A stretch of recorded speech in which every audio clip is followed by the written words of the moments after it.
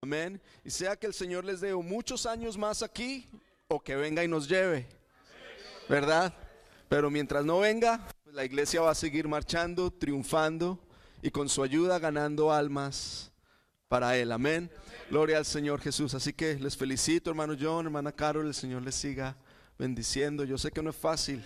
En 3 años me le sacaron canas al hermano. Sí, estaba viendo las fotos y no tenías canas, brother. Pero así es el padre con los hijos también, ¿cierto? Vienen los hijos y son muchas alegrías, pero también le sacan a uno canas.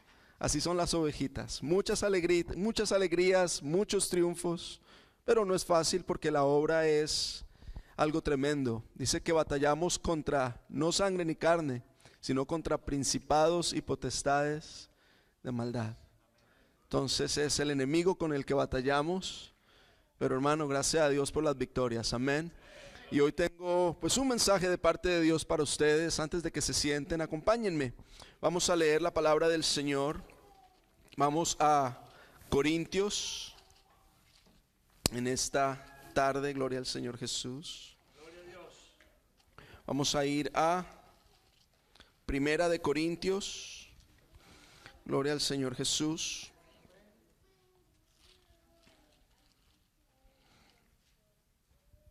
Gloria al nombre del Señor Jesús. Quiero que leamos la palabra del Señor. Segunda de Corintios, capítulo número 5, perdón. Segunda de Corintios, capítulo número 5. Vamos a leer en esta tarde. Quiero que leamos, gloria al Señor, verso número 17. Y vamos a leer hasta el final. Amén. Segunda de Corintios capítulo 5, verso 17 hasta el final de este capítulo. Son solamente unos pequeños versos, son 4 versículos que vamos a leer. Amén. Y podemos leerlo todos juntos a una misma voz y lo hacemos en el nombre de Jesús. De modo que si alguno está en Cristo, nueva criatura es, las cosas viejas pasaron, he aquí todas son hechas nuevas. Y todo esto proviene de Dios, quien nos reconcilió consigo mismo por Cristo y nos dio el ministerio de la reconciliación, que Dios estaba en Cristo, reconciliando consigo al mundo, no tomándoles en cuenta a los hombres sus pecados, y nos encargó a nosotros la palabra de la reconciliación. Así que somos embajadores en nombre de Cristo, como si Dios rogase por medio de nosotros. Os rogamos en nombre de Cristo, reconciliaos con Dios. Al que no conoció pecado, por nosotros lo hizo pecado, para que nosotros fuésemos hechos justicia de Dios en Él. Gloria al Señor. Tome asiento, hermano. Y yo quiero hablarles hoy acerca de 5 elementos de la reconciliación. 5 elementos de la reconciliación. Si tú ya eres hermano, hijo de Dios, te has arrepentido, te has bautizado, el Señor te ha entregado un ministerio, el ministerio de la reconciliación. Y si eres visita o simpatizas con el Evangelio, estás conociendo, pero todavía no te has entregado completamente al Señor, Dios quiere hoy invitarte a que te reconcilies con Él. Ese es el propósito de la palabra de Dios en esta noche. Gloria al nombre de Jesús. Así que quiero hablarles de eso. Reconciliación es volver a unirse. Levante la mano los hermanos casados. ¿Alguna vez ha tenido un desacuerdo con su pareja? Y cuando hay desacuerdos, cuando hay pleitos, qué bonito es cuando llega la reconciliación, ¿verdad? Hay pleitos pequeños, algunos tienen pleitos más grandes, pero qué bonito es reconciliarse, volver otra vez a unirse, volver otra vez a estar de acuerdo, volver otra vez a estar en buenos términos. A mí me gusta reconciliarme, no me gusta pelear, no me gusta discutir, pero cuando hay discusiones, qué rico es reconciliarse. A mí me gusta. Y algo así pasa con Dios. Los que ya hemos recibido el mensaje de Dios, pues hemos entendido lo bello que es reconciliarnos con Dios. Pero los que todavía no han conocido eso, yo quiero mostrarles hoy lo hermoso que es esa invitación que Dios hace a reconciliarnos. Pero yo me reconcilio con alguien con el que no estoy en buenos términos. Si Dios invita a alguien a la reconciliación, es porque ha habido una separación, es porque ha habido una división. Y yo quiero mostrarles por la palabra de Dios un verso que nos muestra claramente por qué el ser humano necesita reconciliarse con Dios. Acompáñenme al libro de Isaías por un momento. Capítulo número 59, verso número 2. Capítulo número 59, verso número 2. Y mire lo que dice allí Dios, el Señor. Él dice: pero vuestras iniquidades han hecho división entre vosotros y vuestro Dios. Vuestros pecados han hecho ocultar de vosotros su rostro para no oír. La condición del ser humano es una condición triste y lamentable, porque a causa de sus iniquidades y a causa de sus pecados se ha formado una división entre él y el ser más maravilloso que existe. El ser más hermoso, más poderoso, más amoroso, el único ser verdaderamente perfecto, el creador del cielo y de la tierra. Mi pecado ha creado una división, un pleito, una separación entre él y yo, entre él y el hombre. Y por eso es que se necesita de una reconciliación. Y lo que me encanta del Evangelio, lo que me fascina de la predicación de la palabra de Dios, es que el primer elemento hacia la reconciliación es el amor de Dios hacia ti y hacia mí. Dios no nos hizo nada malo a nosotros. Nosotros le ofendimos a Él. Y es Él el que busca reconciliarse con nosotros. Usemos la analogía del matrimonio por un momentico otra vez, los casados. Si tú cometes un error hacia tu esposa o hacia tu pareja, y tú eres el que de alguna manera le falló, le hiciste enojar, le trataste mal, qué raro sería que tú fueras el que esperara y dijera: no, que sea ella la que venga y me pida perdón. Sería como injusto, ¿verdad? Hermano, Dios a ti no te hizo nada malo. Pero Dios no espera que vengas tú y le pidas perdón, sino que Él inicia el paso a la reconciliación y con su gran amor Él empieza a buscar reconciliarse contigo. ¿Qué tanto? Al punto de que Él mismo se manifiesta en esta humanidad, viene manifestado en carne para pagar un precio muy alto, el precio de la reconciliación. El que es inocente en todo esto es el que paga por tu reconciliación. Y es el que te invita y te dice: reconcíliate conmigo, hagamos las paces, estemos bien. Quiero que me acompañes a leer Romanos 3. Hermanos que están aquí y personas, amigos que nos visitan, a los creyentes quiero recordarles todo lo que Dios hizo por nosotros para reconciliarse. Y a las visitas quiero mostrarles por qué es tan importante buscar la reconciliación con Dios. Romanos capítulo 3, verso número 11 en adelante. Yo quiero que por unos momentos te hagas la imagen de estar enfrente a una corte. ¿Cuántos han estado en la corte? ¿Les gusta estar en la corte?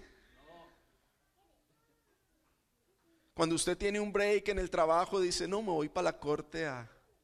¿Cierto que no?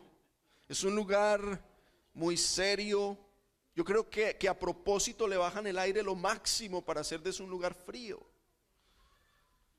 Y todo es en silencio y está esa autoridad enfrente, el juez, que, hermano, uno no quiere nada, no quiere decir nada, no quiere, aunque sea por un ticket de tránsito, algo chiquito, yo no quiero estar en una corte. Pero hermano, el Romanos capítulo 3 es la corte de Dios. Porque Dios también es juez de la humanidad. Y Dios se levanta y dice: quiero mostrarles sus errores, sus pecados, sus fallas. Quiero que sepan por qué es necesario que se reconcilien conmigo. Y en el verso número 11 comienza Dios a decir: no hay justo ni aún uno. Dice: no hay persona justa, ni siquiera una sola. No hay nadie que me entienda, que conozca las cosas mías. No hay nadie que comprenda realmente todo lo que Dios es. No hay nadie que busque a Dios. Mire, en un mundo donde abunda tanta religión, uno podría decir: pero mira todas las religiones que hay, eso es la gente buscando a Dios. No lo es. Esa es la gente buscando un Dios inventado por ellos. Pero al Dios de la Biblia pocos le buscan. Y los que le buscan son aquellos que Dios mismo trae. Pero por la propia voluntad del hombre, hermano John, no hay nadie que busque a Dios. No hay nadie que se levante de su propia voluntad, en su propio razonamiento, y diga: yo voy a buscar a Dios. Ni uno. Dice el verso 12: todos se desviaron. A una se hicieron. Lea usted esa palabra para que no diga que yo vine aquí a hablar mal. Verso 12, ¿qué dice?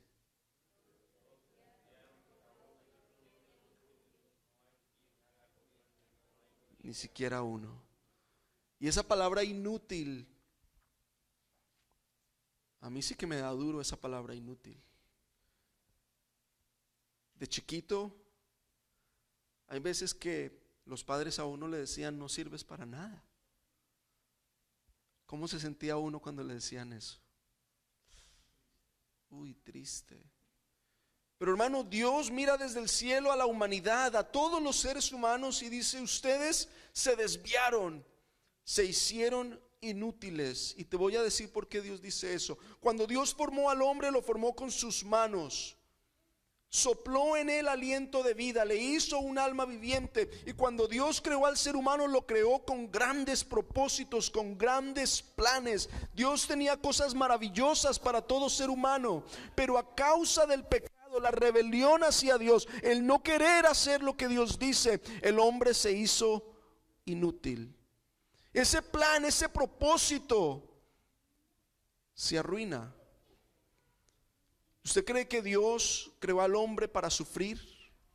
¿Usted cree que Dios creó al hombre para sufrir cáncer y sida y un montón de enfermedades que abundan en la humanidad? ¿Usted cree que Dios creó al ser humano para sufrir drogas y adicciones y matrimonios fracasados y hijos desobedientes a los padres y rebeldía y padres que ya no se hablan con los hijos? ¿Usted cree que Dios creó al ser humano para que a los 17 años de edad agarre una pistola y un arma y se vaya a la escuela y dispare a 10, 15, 20 personas? ¿Usted cree que Dios creó al hombre para que se levante una nación contra otra nación? No.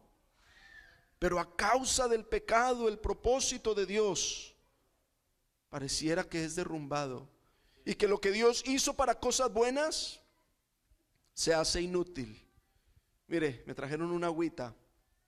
Imagínese que yo agarre unas tijeras y le abra huecos a esta botella aquí abajo, y la volteo para tomar agua. ¿Qué pasa? Inútil. Ya no sirve la botella, sigue siendo bonita y ya no sirve. O imagínese esta, un galón de leche ya rancio, ya dañada. ¿Se la daría usted a sus hijos? ¿Y el olor? ¿Se lo imagina el olor?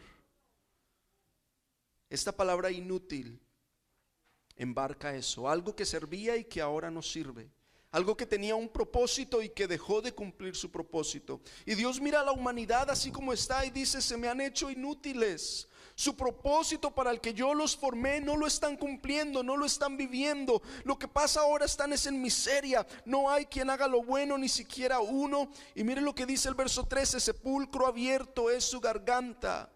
Con su lengua engañan, veneno de áspides hay debajo de sus labios. Su boca llena de maldición, llena de amargura.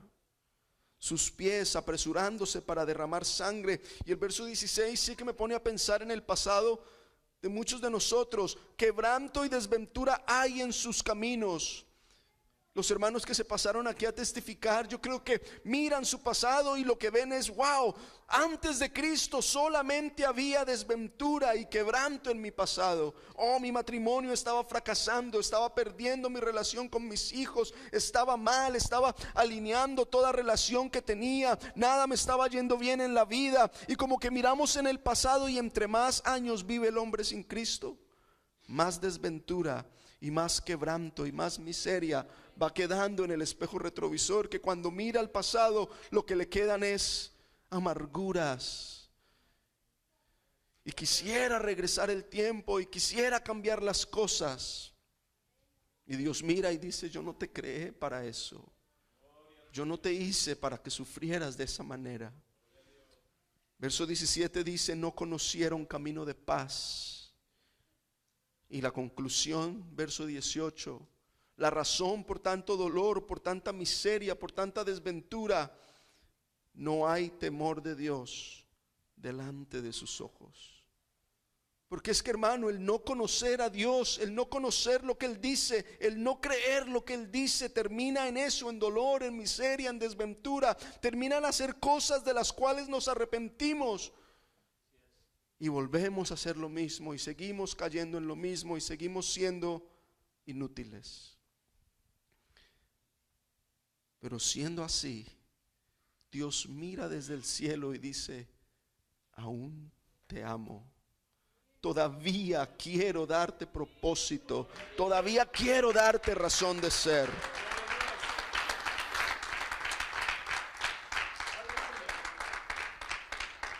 Por eso es que el primer elemento de la reconciliación es el amor de Dios. No es que yo buscara reconciliarme con Dios. Hermano, yo miraba mi desventura, mis cosas, y eso que yo crecí en la iglesia, y aún así la embarré muchas veces y miraba cosas y hacía cosas. Y yo no era el que buscaba a Dios, fue Dios el que vino a buscarme.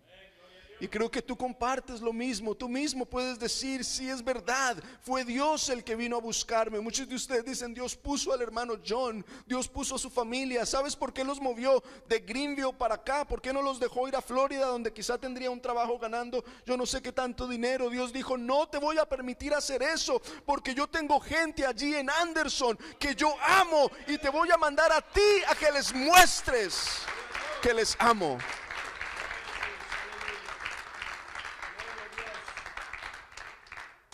¿Sabe por qué el hermano Cubides está aquí? Lea conmigo 2 Corintios 5:14. Porque el amor de Cristo nos impulsa, nos constriñe. Él y su esposa están aquí porque el amor de Cristo les impulsa a estar aquí, porque ellos saben: aquí hay alguien a que el Cristo ama, y yo tengo que estar aquí impulsado por ese amor de Cristo a buscarles a ellos. Pero hermanos que están aquí, que son salvos, ¿sabes por qué tú estás aquí? Para que el amor de Cristo te impulse a ti también a buscar a otros que están perdidos. Para que el amor de Cristo te impulse. Entonces ese es el primer elemento, el amor. Pero hay un segundo elemento, y es la voluntad de Dios. Ahí mismo en 2 Corintios, verso 18. Dice: todo esto proviene ¿de quién? De Dios. No solamente Dios te ama, sino que su voluntad es perdonarte, restaurarte, salvarte, reconciliarse contigo. Dios te está buscando, amigo, en esta noche, porque su voluntad es salvarte.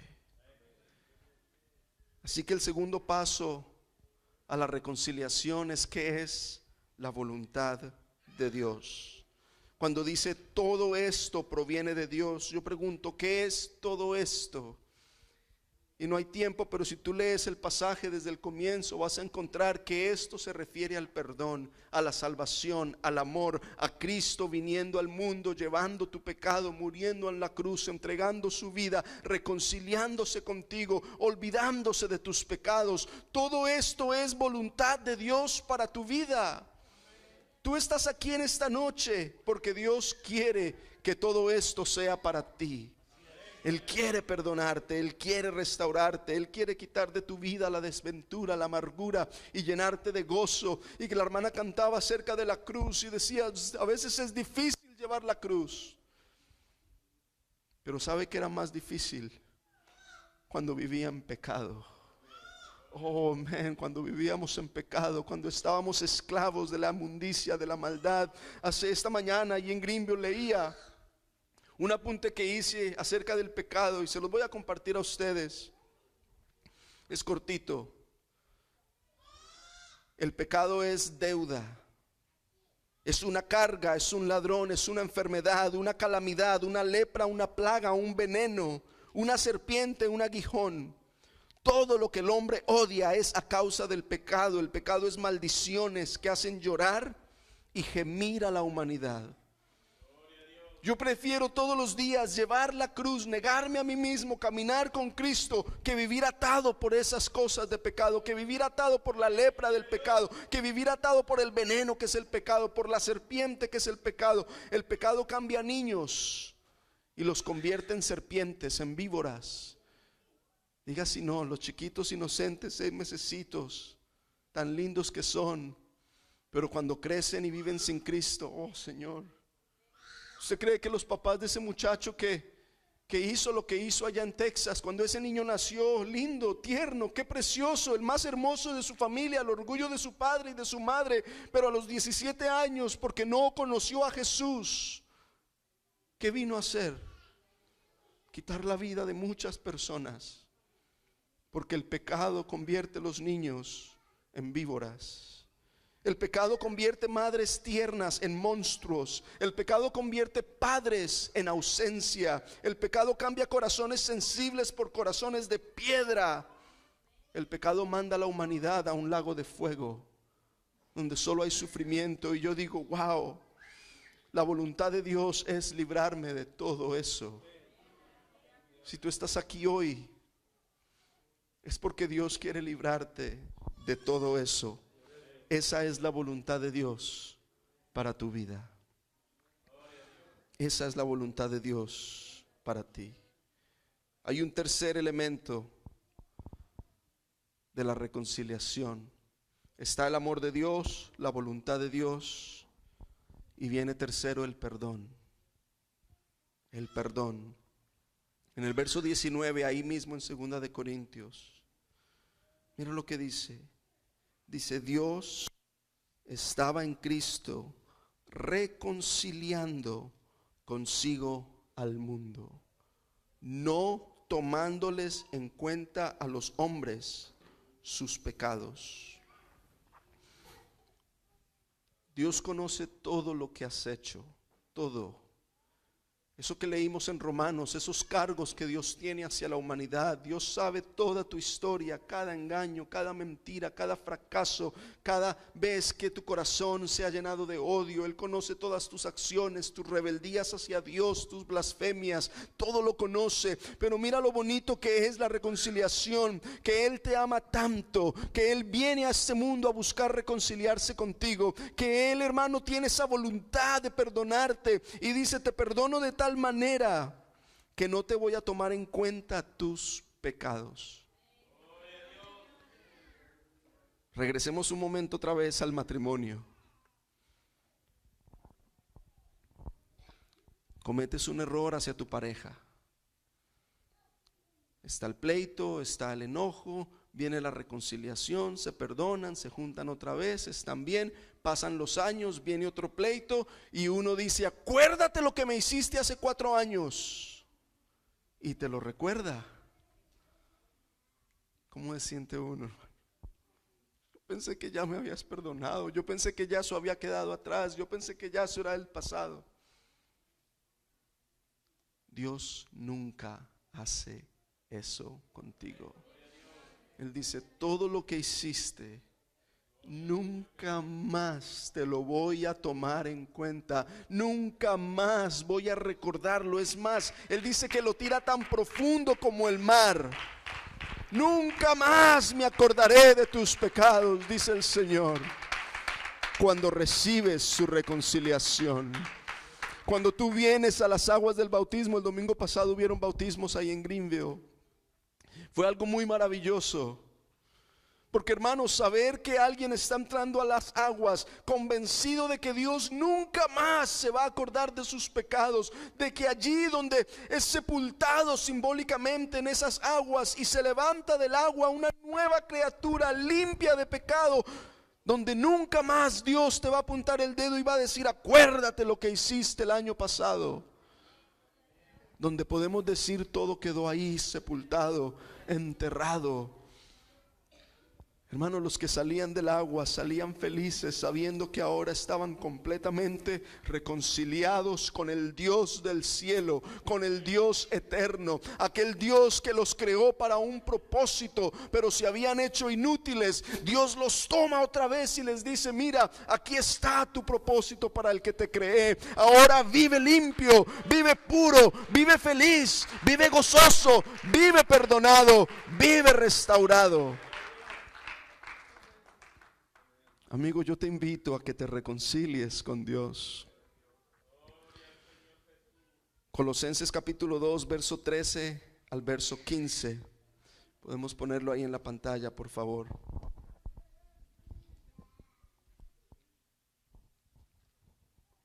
Colosenses 2, 13 dice, y a vosotros, estando muertos en la incircuncisión de vuestra carne. Eso es un simbolismo que dice, vivías siendo inútil,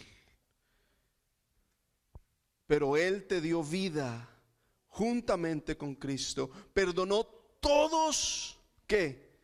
Tus pecados. Siguiente, anulando el acta de los decretos que había contra nosotros, que nos era contraria. Todo eso de Romanos, donde dice, todos se hicieron inútiles, no hay quien busque a Dios, quebranto y desventura hay en sus vidas, sepulcro abierto es su garganta, no conocen camino de paz. Todo eso Dios lo toma de tu vida, de tu pasado, y lo pone en la cruz juntamente con Cristo.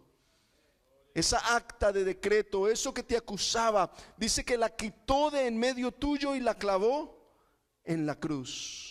Siguiente, y despojando a los principados y a las potestades, los exhibió, los humilló públicamente, triunfando sobre ellos en la cruz. Satanás, que es al que le gusta acusarte, en la cruz fue humillado por Cristo. Él ya no tiene nada en qué pararse para venir a acusar a los perdonados, para venir a acusar a los redimidos, para venir a acusar a los hijos de Dios. Tú puedes decirle, mira, todo ese pasado del que tú me quieres acusar otra vez, fue clavado allá en la cruz con Cristo, fue sepultado allá en las aguas. Nunca más se acuerda Dios de eso. Por eso el tercer elemento es el perdón. Y qué bello es el perdón. Deme 2 minutos, quiero contarle una historia. ¿Me deja? Amén. Dios es juez y Él es justo. Quiero contarle la historia de un juez. Dice que había un hombre hace muchos años que de su pueblo fue a gran distancia para comprar alimentos para su familia. Iba en su caballo con su carroza, llegó al pueblo donde vendían el mercado, lo llenó de alimentos, compró y regresaba para su casa. Pero yendo en su carroza y en su caballo para la casa, empezaba a oscurecer y de pronto su caballo se detiene fuertemente y se tira al piso, muerto. El hombre se baja y ve que está oscureciendo y dice: ¿ahora qué voy a hacer? Todavía me faltan muchas horas para llegar a casa. Mi familia está esperando la comida. ¿Cómo voy yo a llegar? Y a la distancia venía una carroza muy fina, muy lujosa, con 2 caballos. Y cuando pasó por el lado de este hombre, la carroza se detiene y se baja un señor muy elegante, alto, simpático, y le dice: ¿qué pasó? El hombre le cuenta: no, iba al pueblo, compré alimento, ahora iba regreso para la casa y mi caballo se murió. El hombre muy elegante se acerca, desata uno de sus caballos, lo pone en la carroza del hombre, lo amarra y le dice: vete, llévale la comida a tu familia. Y el hombre se fue, le llevó la comida a su familia, llegó todo muy bien. A los años, este hombre, en un enojo, en un momento de ira, comete un grave delito hacia uno de sus vecinos. Y la policía lo toma, lo arresta y lo llevan preso. A los días viene el juicio. Y este hombre entra a la corte amarrado de las manos, con 2 guardias a cada lado. Lo sientan ahí en el banquillo del acusado y cuando él mira al frente, reconoce al juez. El juez era ese hombre alto y elegante que hace años atrás le había regalado su caballo. Así que él dice: no, aquí ya me va a ir muy bien, porque ese juez es muy buena gente. Ese juez es una gran persona y aquí voy a salir bien. Entonces, cuando el fiscal presenta el caso, presenta las pruebas, indudablemente este hombre había cometido el crimen del que le acusaban. El juez dice: ¿tienes algo que decir para apelar tu caso? Y él se levanta y dice: señor juez, acuérdese de mí. Yo me acuerdo de usted hace unos años. Yo estaba comprando comida para mi familia, iba de regreso al pueblo, mi caballo se murió y usted en las horas de la tarde pasó, me vio allí, me regaló su caballo. Señor juez, usted es muy buena gente, ayúdeme porque yo sé que con usted me va a ir bien. Déjeme ir. Y el señor juez lo mira y le dice: quisiera dejarte ir. Y tienes razón, yo soy muy buena gente. Aquel día te ayudé porque es la persona que yo soy. Yo veo a alguien en necesidad y necesito ayudarles. No puedo quedarme con los brazos cruzados, pero aquel día yo era un prójimo para ti. Hoy estoy delante de ti como un juez y no te puedo dejar ir. Hay unos crímenes, hay unas pruebas que te acusan y yo tengo que sentenciarte. Y le dio la sentencia y se acabó. Porque si aquel día ese hombre hubiera dejado ir al criminal, ese juez ya no sería un buen juez. Dios es un buen juez. Él quiere ayudarte, Él quiere bendecirte, Él quiere restaurarte. Pero mientras tú sigas en tus pecados, sin recibir la reconciliación de Dios, que solamente es posible por medio del evangelio, creyendo en lo que Cristo hizo en la cruz, arrepintiéndote de tus pecados, entregándole tu vida a Él y creyéndole y bautizándose en su nombre, mientras tú no aceptes ese mensaje, Dios dice: quiero ayudarte, pero tengo que ser juez. El tercer paso es el perdón. Pero el cuarto elemento, si regresas a Corintios conmigo, el verso 20, es un elemento también muy importante hacia la reconciliación.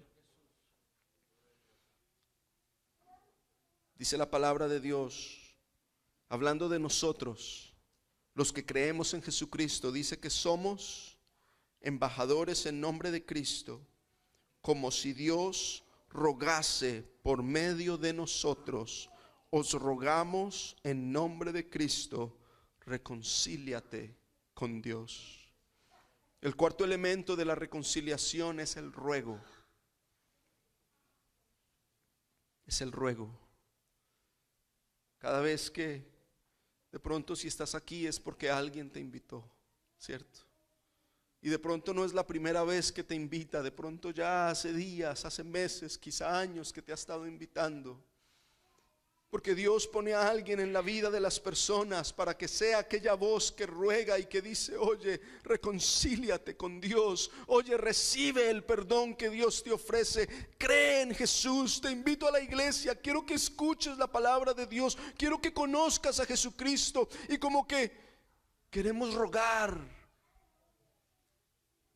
Y este pastor que Dios ha puesto aquí, ¿sabe cuál es el trabajo de él? A los creyentes es enseñarles la palabra para que sean edificados. Y a los que no creen es rogarles: cree, arrepiéntate, deja tu pecado, confía en Jesucristo. Mira lo que Él hizo por ti en la cruz. Mira cómo entregó su vida. Mira cuánto te ama. Mira cómo tienes ruina en tu vida y Él quiere darte propósito. Y es como que queremos, hermano, no te miento, postrarnos delante de ti y decirte: por favor, créele a Él, cree a Jesucristo. No sigas más tu camino como estás. Arrepiéntete. Él te quiere perdonar. Yo te imploro, yo te ruego, búscalo a Él, créele a Él. Y ustedes, hermanos, que tienen familia, quizá aquí mismo en Anderson, que a veces yo sé, porque yo sé cómo es, que a veces decimos: ya le he hablado muchas veces, pastor, él realmente no quiere nada de Cristo. Ya yo no le ruego más, ya yo no le insisto más. Dios te dice: oye, yo quiero rogar a través de ti. Reconcíliate con Cristo. No te des por vencido, pastor, pero ya van años, añales diciéndole. El Señor te dice: sigue rogándole. Porque es que soy yo en ti diciéndoles, abriéndoles la oportunidad, dándoles el momento. Tú solamente pídeles, ora por ellos, háblales. Y hermanos, si sientes dolor por tu familia que se pierde, llora enfrente de ellos. Muéstrales el dolor que hay en tu corazón porque se están perdiendo. Muéstrales lo importante que es para ti que ellos crean en Jesucristo. Muéstrales esa compasión. Porque, hermanos, si Cristo, el inocente en todo esto, cargó una cruz, sufrió unos latigazos, sufrió los clavos en sus manos, los clavos en sus pies, la corona de espinas en su cabeza, la lanza en su costado. Pero ¿sabe que eso no es todo el sufrimiento que Él sufrió? Vaya un poquito más allá y mire las palabras de Él: Dios mío, ¿por qué me has desamparado?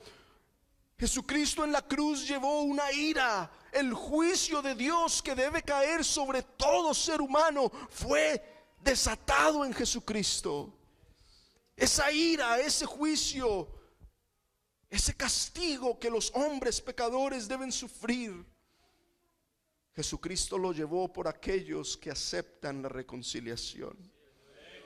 Y si Jesucristo sufrió todo eso por amor a ti y por amor a mí, ¿será que tú y yo no podemos sufrir un poquito, humillarnos un poquito, rogar un poquito, insistir un poquito y decirles: por favor, reconcíliate?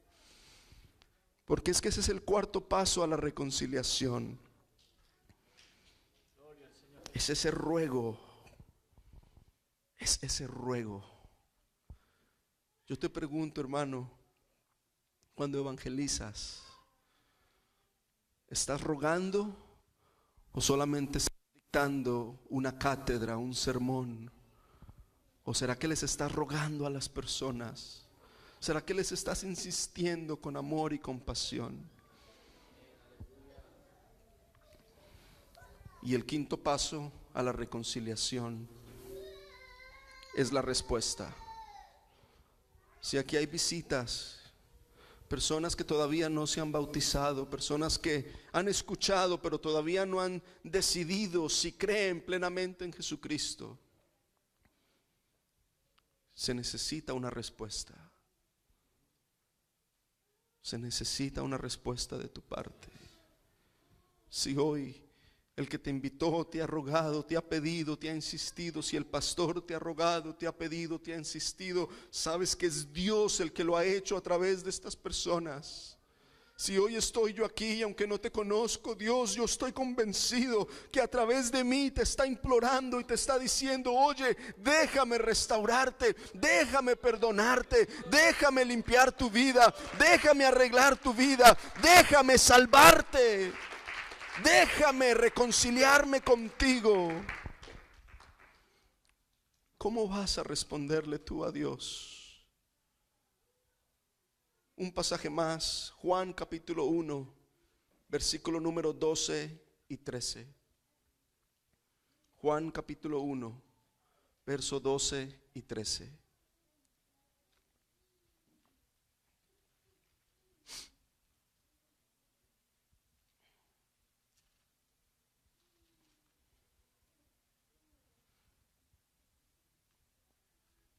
Dice la palabra de Dios, les leo desde el 9, ¿ok?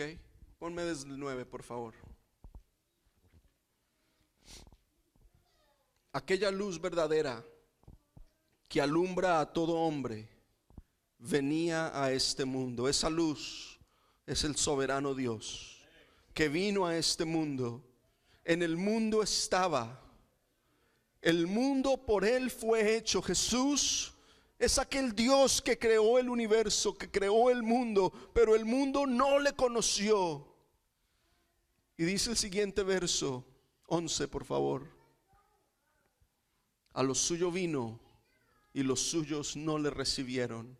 Verso 12: mas a todos los que le recibieron, a los que escuchan el ruego, a los que se les ha rogado y han comprendido y han escuchado y le reciben, los que creen en él, los que creen en su nombre, Dios les da potestad de ser hechos hijos de Dios. Hijos de Dios. Qué precioso es que de ser enemigo de Dios, necesitando la reconciliación y estando bajo el juicio de Dios, vengas ahora a ser hijo de Dios. Hijo de Dios. ¿Pero a quiénes? A los que le recibieron, a los que creen en su nombre, a los que reciben la reconciliación. Dice la palabra de Dios en Marcos 16. Si quiere, póngase en pie, por favor. Marcos capítulo número 16. Pueden estar en sus pies. Dice la palabra del Señor en el verso 15. Nos dice a nosotros: id por todo el mundo, predicar el evangelio a toda criatura. Ve, ruégale a la gente que se vengan a mí, que se reconcilien conmigo. El que creyere, el que fuere bautizado, ese será salvo. El que crea en mi nombre, el que se bautice en mi nombre, será reconciliado conmigo, recibirá potestad de ser hecho hijo de Dios. Pero si hoy que se te ha rogado no crees, seguirás tu camino en miseria, en desventura. Seguirás tu camino fracasando, cuando Dios lo que quiere es crear en ti un gran propósito. Así que hoy yo te hago la invitación. Si tú ya eres hijo de Dios, dale gracias. Póstrate a Él y dile: gracias, Señor, de que me ofreciste el perdón y me salvaste y me diste vida. Pero si tú todavía no eres hijo de Dios, si todavía no has creído, si todavía no tienes esa reconciliación, hoy es un momento oportuno para que vengas y te reconcilies con Él, para que vengas y le digas: Señor, dame perdón, dame de tu paz, dame de tu gozo, dame de tu alegría, dame de tu salvación. Por favor, hazme tu hijo. Por favor, hazme tu hijo. Qué bueno es nuestro Dios. Así que los elementos de la reconciliación: el amor, la voluntad de Dios, el perdón, el ruego de Dios pidiéndote que te reconcilies con Él. Y por último, ¿cuál será tu respuesta? Yo espero y confío que vas a recibir el perdón. En el nombre de Jesús, amado Dios.